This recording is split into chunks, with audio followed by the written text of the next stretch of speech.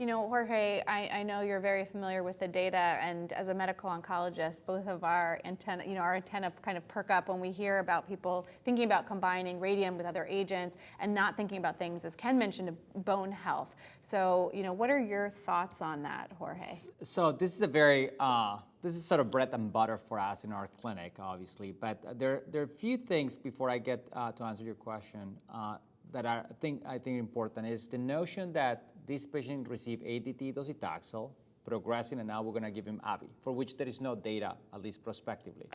We know that the Cougar 302, the Prevail data, right, the Radium-223 may be the exception, and the Tropic data are trials that actually got the approval of these agents in the true castration-resistant, but in patients who never had received prior therapy. So nowadays, when you move the oral agents and docetaxel up front, I think the biology of your disease, in my opinion, has to be different. And I don't know if ABI is the right agent for this patient. I think most of us will do that just because we don't have better data. I think the bigger question is when you progress on ADT and DOSI is what would you do?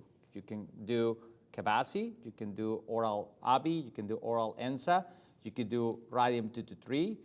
Some people may argue that you could do CYP-D in this context, right?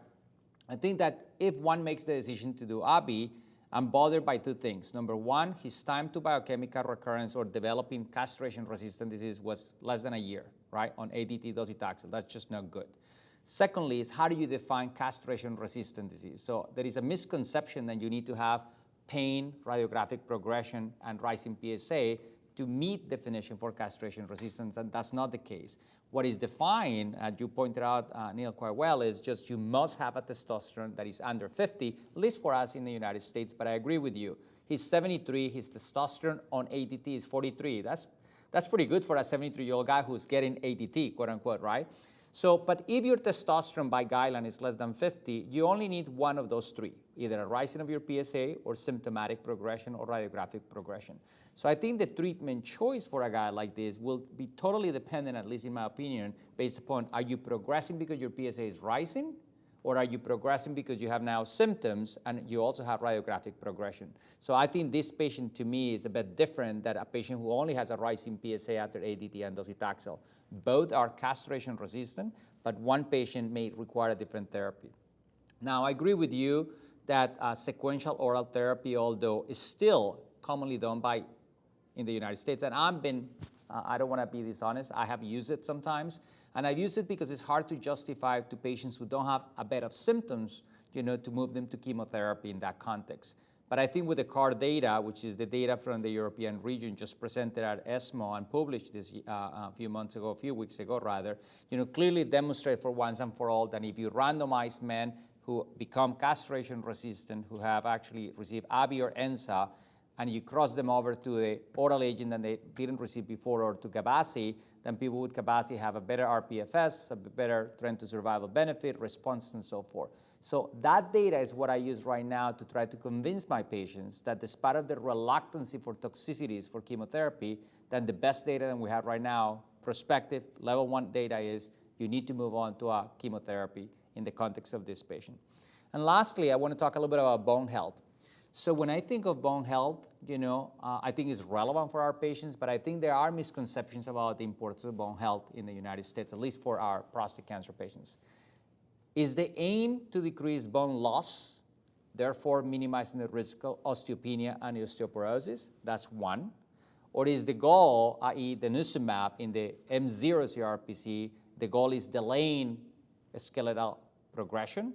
Or is the goal of delaying skeletal-related events, which is only in the castration-resistant prostate cancer? So I think that before I used to be pretty opinionated about the early utilization of bone health agents. But to your question, and I'm sorry it's taking me longer to get to your question, the ERA 223 data is a data that to me, it really actually, opened my eyes to the importance of bone health agents. That data basically was a randomized trial looking at Radium-223 as a radionuclide plus ABI against ABI, plus placebo, and that data demonstrate that there is an increase in skeletal-related complications when you do both agents together. Now, the misconception of that data to me is that radium should not be used early, and that I think is a misconception. It didn't address that question. It was the question of together, an oral agent and radium-223. In that data, clearly we saw that there is a significant issue with fractures and skeletal-related events, speaking to the fact that we may be actually under-treating patients with bone health agents. So I think that, to me, tells me that we have to be far more aggressive with bone health agents earlier. But again, the question is the doses, the frequency, and the schema that you're going to use for bone health agents in the castration-naive or castration-sensitive space. Piece 3, actually also combining radium-223 and enzalutamide, demonstrated that there was not a drastic difference in skeletal-related events if you were actually taking bone health agents, but when you were not, there was a huge disproportion of patients getting complications with fractures and so forth. So I think I don't know the mechanism of why patients, when they receive combination therapy, have more issues with bone-related issues, but I do know that has to do with bone health, and I think that we still have to try to think a bit more as to why that happens. So yeah, there's some nice interim analysis that Bertrand Tombal showed in the piece 3 that if you give the concomitant denosumab or a bisphosphonate, you dramatically delay symptomatic skeletal events. So it's clearly a phenomenon. So, but the other thing is, you know, if you go back to think about the RESIST criteria, RESIST was essentially described because of the tumor flare that you see, that when you give ABI and or Enza.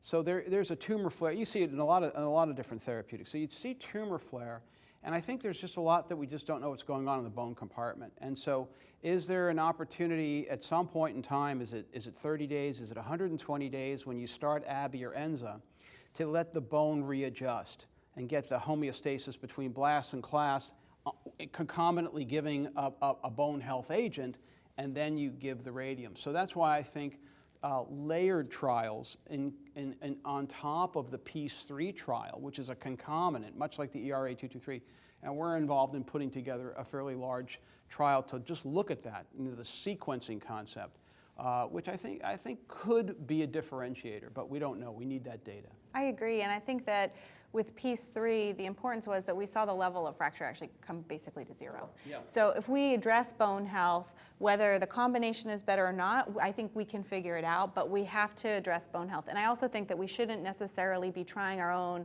layering in the clinic, just combining agents until we get some of these answers. And that's why I think it's wonderful that you're actually looking into this and really trying to dig more deeply.